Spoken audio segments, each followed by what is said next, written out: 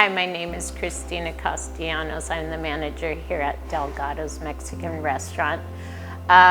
When COVID happened, things went really fast, and we noticed really quickly things were going to change. I saw quickly a need to help the community back in ways that would help both of us, and that was to bring a grocery store into our restaurant, supply those things that couldn't be found in grocery stores many times in the way of toilet paper, bleach, gloves, rice, beans, etc.